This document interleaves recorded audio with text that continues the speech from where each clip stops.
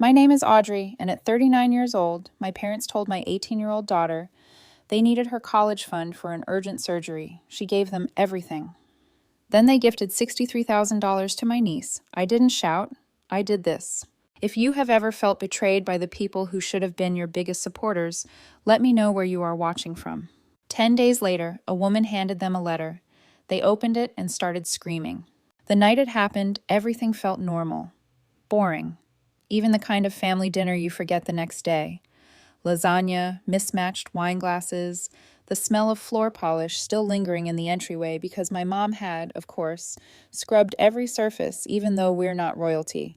I didn't know it yet, but that would be the last time things felt ordinary. The last time I'd sit at my parents' dining table and ask if they had any more of that garlic bread. The last time I'd smile politely through a story I'd heard 7 times before. It was just a regular night.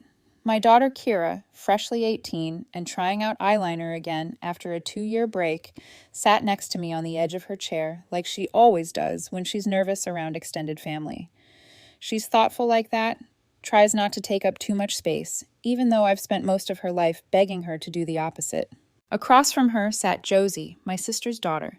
She's 21, gorgeous, and loud in the way that gets mistaken for confidence. Not a bad kid, just very used to applause. Erica, my sister, was glowing as usual, and my parents looked 10 years younger than they should have. You'd think they discovered the fountain of smug. We were halfway through dinner when Josie tapped her glass with a spoon and stood up. I thought maybe she'd announce a new job or that she was engaged again to that same guy she swore she'd blocked. Instead, she grinned and said, "I made an offer on a house." There was a polite pause followed by clapping. My sister Erica started crying. My mom put a hand to her chest like her granddaughter had just been crowned Miss America.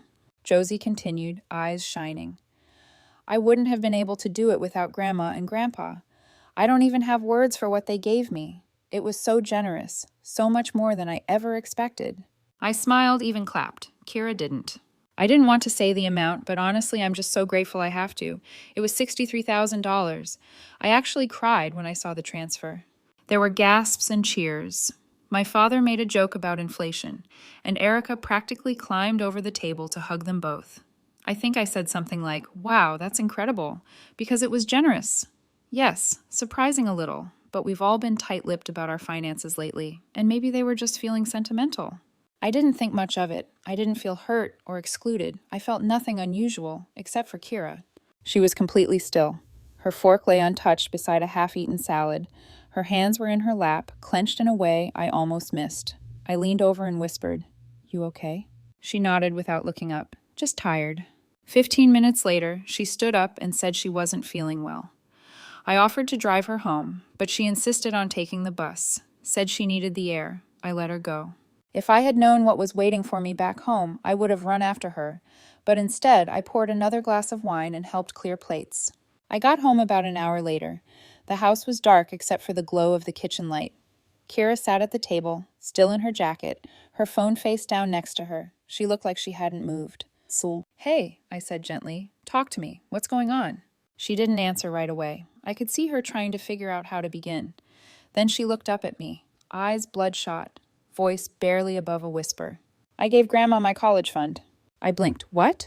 "All of it, the full $63,000. I transferred it to her." It was one of those moments where your brain tries to protect you by slowing time down. I think I even laughed a little out of shock. "Wait, what are you talking about? Why?" "She told me she needed it for surgery," Kira said. "She said she was in constant pain, that it wasn't covered by insurance, that she didn't want to tell anyone else because she didn't want to be a burden." I sat down across from her, the floor slightly tilting under me. "She said she'd been putting it off for years, and now it was urgent. She told me the exact day I turned 18, said she'd been waiting until I had access to my savings." I stared at her, trying to blink it into making sense. "And you didn't tell me?" She looked up at me, eyes rimmed with red. "She asked me not to tell you. Said she didn't want to make it a big thing, that people would worry or try to stop her. I thought I could help. I figured I'd take a gap year, work, get student loans. I didn't want her to suffer if I could stop it. I wanted to do something good." There was a pause, then she added, quieter this time, "I didn't do it because I was scared. I did it because I wanted to." My stomach dropped. "How much?" I asked, even though I already felt the answer in my chest. Kira pulled out her phone with shaking hands and turned the screen toward me. $63,000. The memo line said, "For surgery, hope you're okay." I stared at it like it might blink away, like maybe I'd misread the number, but it stayed exactly where it was. And suddenly, everything else didn't. "I'm sorry," she whispered. "I really thought—" "You don't have to be sorry," I said, my voice low and flat. "You were lied to." She started crying. Then I pulled her in and held her. But I wasn't all there. My body stayed on the couch. My mind, it was already moving. Cold, focused, silent, making a list. I didn't shout. I started planning. And 10 days later, a woman handed my parents a letter. They opened it and started screaming. There's this phrase people love to throw around: "We're just a normal family." I used to say it too, not out loud, not like a slogan, but in that quiet, comforting way you try to explain things to yourself.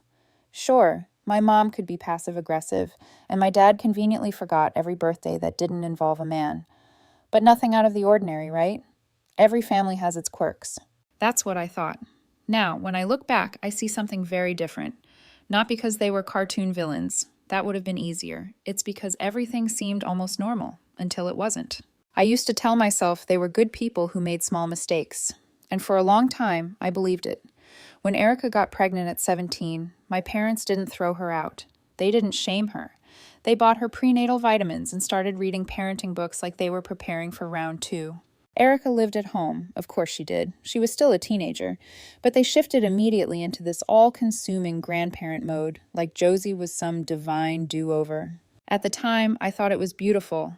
I was 20, juggling exams, a part-time job, and a long-distance relationship that should have ended 6 months earlier. I didn't have time for envy. I genuinely admired them for stepping up, for being the kind of parents that didn't judge their kid for needing help. But somewhere between supportive and obsessed, something shifted. They treated Josie like she was theirs, not just in a loving grandparent way, in an our last shot at getting it right kind of way. And if I'm honest, that would have been fine too. Until they started asking me to help. First, it was small stuff. Can you pick up diapers on your way home? Erica's feeling overwhelmed. Can you take Josie for the weekend? I said yes. I didn't have a kid yet, and I figured that's what family does. We help each other. But helping slowly turned into funding. When I graduated and got my first job, they started calling with phrases like, "We're just a little short this month," or "Josie really needs new shoes for dance class and Erica's hours got cut." I didn't question it. I loved Josie, and back then the money was manageable. Then I had Kira, and suddenly everything shifted again. I remember bringing Kira over for the first time. She was only a few weeks old, tiny, pink, that wide-eyed, baby alien stage. My mom held her for 10 minutes and then put her back because she looked tired. Then she spent the next hour showing me new photos of Josie in a ballet recital. I told myself not to overthink it. Grandparents bond differently, right? Maybe they just hadn't connected yet. But months passed, years passed, and the difference got harder to ignore. My parents gifted Josie a charm bracelet for being such a bright star after a school play. When Kira got a top academic award, they mailed her a generic congrats card and signed their names. They once threw Josie a surprise half-birthday party, complete with decorations, a homemade cake, and a $100 bill tucked into a glittery card. On Kira's real birthday, they called it 8 p.m. and said they'd forgotten what day it was.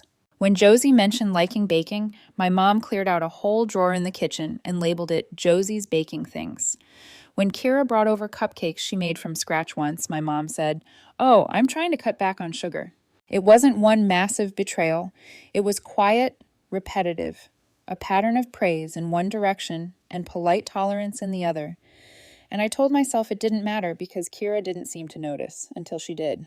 But long before that, I did. I just didn't want to admit it. The real moment it clicked wasn't dramatic. It was a Tuesday. My mom called and said they were struggling with utility bills, asked if I could float them $300. I wired it without thinking. 2 days later, Josie posted a picture with a brand new iPhone and a caption that said, "Thanks, Grandma. You're the best." I didn't say anything. Not then. But that was the last time I gave the money blindly. After that, I started saying no, differently, nicely, but no. Sometimes they pushed. "It's just temporary. You're doing so well." But I held the line. I thought that was enough. What I didn't realize, what still turns my stomach, is that while I was guarding my bank account, They were eyeing my daughters. And the worst part? I thought I'd done everything right. Taught Kira how to spot red flags. Shielded her from bad boyfriends, shady recruiters, online scammers promising free iPads. But I never thought I'd have to protect her from her own grandmother. That one wasn't in the parenting manual. They didn't just lie to her. They took $63,000, wrapped it in a hug, and handed it to someone else. I keep thinking, were they always like this? Or did their obsession with Josie finally rot their common sense? Either way, I missed it. And my daughter's the one paying for it. Literally. I didn't sleep that night. I lay in bed staring at the ceiling fan, trying to understand how we'd gone from normal family dinner to my daughter has no college fund in the span of 2 hours. My husband Graham kept asking if I was okay. I lied badly. At 3 a.m., I got up, walked barefoot into the hallway, and opened Kira's door just enough to see she was still breathing. I hadn't done that since she was a baby. She was curled up in a ball, hoodie still on, phone on her chest. In the morning, I drove straight to my parents' house. I didn't tell Graham I was going. I didn't call ahead. I wanted to see her face. I needed to. The house was quiet. Leftovers stacked in foil towers on the counter, wine glasses soaking in the sink, the afterglow of a perfect little family dinner. My mother opened the door in her robe, mascara still crusted in the corners of her eyes. She blinked at me like I was the one out of place. "Dana," she said, "is everything okay?" "You tell me," I said, stepping inside. She didn't try to stop me. She padded toward the kitchen, put on the kettle, like we were about to chat about curtains or weather. I didn't sit. "Did you ask Kira for her college fund?" I asked. She didn't flinch. "She offered it," she said, calm as anything. "She's a very generous girl. You raised her well. She gave it to you because you told her you needed surgery." "I never said I had an appointment." "You let her believe you were sick. You told her not to tell anyone. You watched her drain her entire future for you. And now Josie's making toasts about house deposits." There was a pause. She looked down at the kettle. "I didn't force her," she said. "She's 18. It was her choice." My hands were clenched so tight I could feel my nails pressing half moons into my palms. "So there was no surgery?" I said quietly. She didn't answer. "You asked her for $63,000 for a surgery that didn't exist." She finally turned around. "I might need a surgery one day. I'm not young anymore." It was so absurd I actually laughed. A single bitter sound. "Wow," I said. "You really are something else." "Don't be dramatic," she snapped, all faux warmth gone. "You're making this about you. Your daughter made a choice. If she regrets it now, that's on her." "She didn't regret it. She wanted to save you." I stepped closer. "And you let her think you were dying. You said it was private. You said you didn't want anyone to worry. You lied to her face." "She'll understand when she's older." "No," I said, "she won't." I didn't scream. I didn't cry. I walked out, got in my car, drove home in complete silence. At home, Kira was still in her pajamas, eating dry cereal out of a mug. She looked at me, eyes puffy, but calm. "Did you talk to her?" she asked. I nodded. "There is no surgery." She stared at the spoon. "That's what I thought." We didn't talk for a while. Then she said, "Do you think Josie knows?" It was a good question, one I needed answered. So I called Erica. She picked up. She sounded chipper, probably thought I was calling to congratulate her daughter again. I kept my tone even, explained everything, how Mom had lied about needing surgery, how Kira gave her entire college fund, how that exact amount was now sitting in Josie's new house deposit. Erica didn't say a word for a few seconds. Then, "Look, I don't know what Mom told you, but that money was a gift. It's not our fault your daughter gave it away. You don't think she deserves it back? Why would we give it back? Mom gave it to Josie. End of story. Even if she got it by lying?" "I don't control my mother," she snapped, "and neither do you." Then she hung up. I sat down at the table, stared at the phone, and breathed through the rage. Later, Kira messaged Josie. A long, polite, carefully worded message, no accusations, just, "Did you know where the money came from?" Josie replied with one line, "Grandma said it was hers to give." And that was that. Kira looked at me with wide, exhausted eyes. Tell what? That was the moment I realized what scared me the most. Not that they took her money, not that they betrayed her, but that this betrayal was how her adult life was beginning. She was 18, barely old enough to vote, and already she knew what it meant to be used. We talked to a lawyer. "I don't want to sue Grandma," she whispered. "I know," I said. "We'll start by gathering information, that's all." It was true, for now. We sat down together and printed out the bank transfer. The memo line read, "For surgery. Hope you're okay." We scrolled back through her texts. There were 2 messages from my mom. "I've been sick for a while, but I didn't want to worry anyone. Please don't tell your mom, she has enough on her plate." Our lawyer was calm, kind, and quietly furious. She said the case was strong. It wasn't just a family betrayal, it was fraud. Kira sat through the meeting, nodding slowly. She didn't say much. That night she told me, "I want to talk to her first. I want to look her in the eyes and give her one last chance." I didn't argue, I just waited. She went alone. When she came back, she didn't cry. She just said, "She acted like I was the problem, like I was being selfish, like I was the spoiled one." Then she sat down, pulled out her phone, and said, "Okay, let's do it." So we did. The paperwork was signed, the complaint filed. About a week later, during a follow-up call, our lawyer said casually, "Oh, and by the way, they've been served." She opened the letter right there in front of me and started screaming. Called me a predator, a traitor, and, this was new, a brainwashed puppet of the youth. I blinked. "Seriously?" She chuckled. "I've been called worse." I didn't laugh, but I smiled a little, because now it was real. It was official. They knew what was coming, and this time there was no pretending, no soft landing, no way out. I didn't expect my mother to smear my daughter before the court date, but then again, I didn't expect her to scam her either, so I guess that's on me. A few days after they were served, the phone calls started. Not to us, of course. To our relatives, our family friends, even the neighbor who once walked our dog while we were on vacation. Apparently, my daughter was a selfish, entitled brat who gave a little spending money to her aging grandma and then turned around and sued her for attention. My aunt sent me a message that said, "I hope this isn't true. Your mom said Kira is trying to take money from a poor old woman just so she can have more beer money at college. Please tell me this isn't real." Kira saw it. She didn't cry. She just went very still and said, "Beer money? That's what they think this was?" I wanted to scream, but I didn't. We just got quiet, organized, and focused.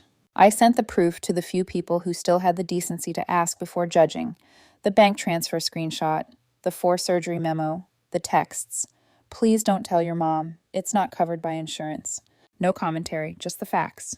A couple of them stopped replying altogether. 1 or 2 quietly switched sides, but most just vanished. People are cowards when you ask them to pick between lies and confrontation. Then, 4 days before the hearing, my mother showed up at our front door. Graham answered, looked over his shoulder at me, and said flatly, "It's her." I walked out. She was in a soft gray cardigan, clutching her purse like she was auditioning for a sympathy role in a courtroom drama. "We don't have to do this," she said without a hello. "We can sit and talk. You're my daughter. I know things got messy, but suing your own parents, Dana, this isn't you." I just stared. She went on, voice warm and trembling, like she was holding back tears. "Oscar-worthy. You need to think about what this will do to Kira. She doesn't want this. She's just a child. She got confused, and now it's gone too far. You could still stop it. We could move past this." I said nothing. Then she dropped the warmth and snapped, "We gave you everything. Everything. And this is how you repay us." That part was more familiar. I didn't shout, just said, "You didn't give her anything. You took everything." She flinched, then left, muttering something about betrayal and shame. Graham closed the door behind her and exhaled like he'd been holding his breath for a year. And then it was court day. We arrived early. Kira looked pale but composed. She wore a dark blazer she borrowed from a friend and clutched her bag like it might save her life. I didn't say much. I just sat beside her. My hand touched hers once, and she held on like she might fall through the floor otherwise. When Mom and Dad walked in, they looked small, but not weak, not sorry. My mother wore pearls. Dad walked upright. Their lawyer, some slick, gray-haired man with a perfect tie, smiled like this was a game he was going to win. And for a minute, I worried they might. Their version of the story was polished, emotional, just twisted enough to sound true if you didn't know better. "She offered to help," Mom said, her voice gentle and cracking in the right places. "I didn't ask. She's always been so kind. I told her not to, but she insisted." Dad nodded solemnly. "She's young, she got confused, and then her mother got involved." Their lawyer framed it as a well-intentioned family misunderstanding turned tragic by overreaction. When they mentioned Kira's Instagram, yes, they printed photos of her at a friend's birthday dinner, smiling with a mocktail. I thought I might leap across the courtroom, but the judge shut it down fast. Let's stick to the facts, counsel. Then it was Kira's turn. She stood up, slowly walked to the stand, and I swear my heart cracked open just watching her. She read the bank memo aloud. For surgery, hope you're okay. Then she showed the text. Her voice shook but didn't break. She told me she was in pain, that she didn't want anyone to know, that it wasn't covered by insurance. She asked me to keep it quiet because she didn't want to be a burden. The judge turned to my mother. Was there a surgery scheduled? Mom paused. Not scheduled, but it might be necessary. I've had symptoms. Have you seen a doctor? I don't remember the name, but yes. Was there a diagnosis? I didn't want to worry the family. And you accepted $63,000 from your granddaughter without telling her mother? I didn't think she'd want me to refuse. I'm her grandmother. And did you use any of that money for medical purposes? Silence. Did you or did you not use the funds to gift a $63,000 deposit to your other granddaughter? It was a coincidence. The judge stared at her for a long, long time. Then he spoke. This court finds in favor of the plaintiff, Kira Whitmore. The defendants are ordered to repay the full $63,000 plus legal costs. This court concludes that the funds were transferred under false pretenses with deliberate misrepresentation. Mom gasped, loud, dramatic, like she'd just been stabbed. Dad dropped his head into his hands, and Kira just sat there, still, like she was afraid to believe it. After court, I overheard Mom whispering to Josie in the hallway. We'll fix this. Just give it back to us for now. We'll pay you back once we've sold the car. Josie said, You told me it was yours. You lied to me too. That's your problem now. Then she walked away. Erica refused to help, said something about already having her own mortgage and not being dragged into this circus. A week later, my parents' house went on the market. 2 months later, they were living in a one-bedroom rental with peeling paint and no dishwasher. I didn't go see it. I didn't need to, because justice doesn't always come clean. It comes in installments, legal fees, quiet dinners, proof, and finally silence. Fast forward a year and a half. Kira's in her second year of studying psychology. She says she wants to understand people better, what makes them lie, manipulate, betray the people who love them most. She's doing well, still generous, still kind, but now she double-checks before giving anything away. We're still no contact with my parents, Erica or Josie. And honestly, life is quieter now, cleaner. We sleep better. What happened broke something in all of us, but it also built something new, something stronger. But tell me this, did we go too far or just far enough? Let me know in the comments. And if you want more stories like this, don't forget to subscribe and hit the bell.